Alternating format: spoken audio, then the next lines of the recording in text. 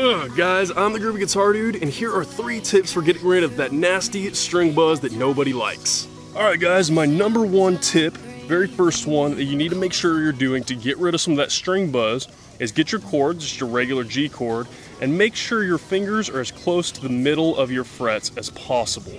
If you're on top of the frets, it sounds all muted, buzzy, nasty, all that kind of stuff. If you get to the middle, you got a beautiful, clear, crispy chord.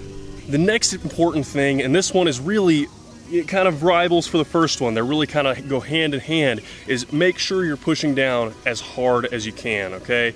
You don't want to break your guitar or, really crunch your fingers where they really hurt or you get a pain in your hand or anything like that.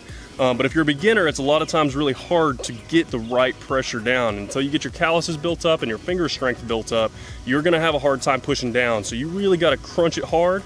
And the more you crunch it hard and press down really, really tough on those strings right in the middle of the frets, the easier it'll get over time. The last real quick tip I have for you guys on getting rid of string buzz is a really, really simple one, but it's just don't strum too terribly hard. Strum medium strength. Don't just be banging on the strings, banging hard, because even if you have your chord perfect over on this side, strumming on the strings can create a lot of string buzz, especially if you got loose strings or light strings or anything like that and your guitar's not properly set up.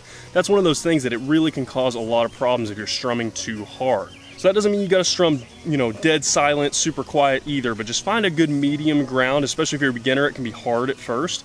So don't strum too hard, because here's a perfect G chord right here, perfect G chord. You're having buzzing and muting and all that kind of stuff going on, and this is a very well set up, very nice guitar, and I'm still getting buzzing and muting even when I'm strumming hard. So some songs require you to have that hard strumming, but most of the time it's good to find a good middle ground. So don't do it too light, so you won't be able to hear it, but don't do it too hard, because then not only does it not sound good, you're also going to get some of that string buzz as well. A good medium ground is what you want for that. Now guys, those are my 3 main tips. There's other things that go into this, such as the height of your strings. So your action is what that's called, the height of your strings off of your fretboard. There's a couple other things like the kind of nut you have, the kind of bridge and saddle that you have, all kinds of stuff like that. Strings especially can play a big part in it.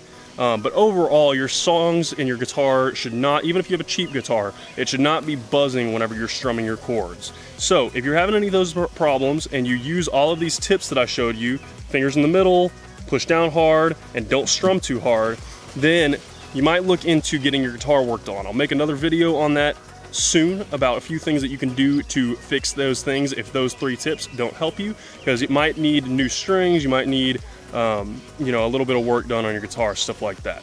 Guys, like I said, this is the 3 main tips I have for getting rid of that nasty string buzz. If you're still having problems after these 3 tips, after you've gotten these 3 tips down really well, you might have a problem with your guitar. I'll post another video soon about some changes that you can make to your guitar to get rid of that extra string buzz and make your guitar a little bit easier to play. But this should at least get you put in the right direction. Guys, as always, if you guys have any questions, you can hit me up in the comments below. I'm usually pretty quick getting back to those. And if this video helped you out, go ahead and hit that subscribe button. I have about 230 other guitar and ukulele lessons on this channel, and I usually post about 5 new ones a week. So if you're learning guitar or ukulele, this is the perfect channel for you to check out. Guys, I hope these tips helped you out, and if you have any questions about them, hit me up, and thank you so much for watching. I'll see y'all soon.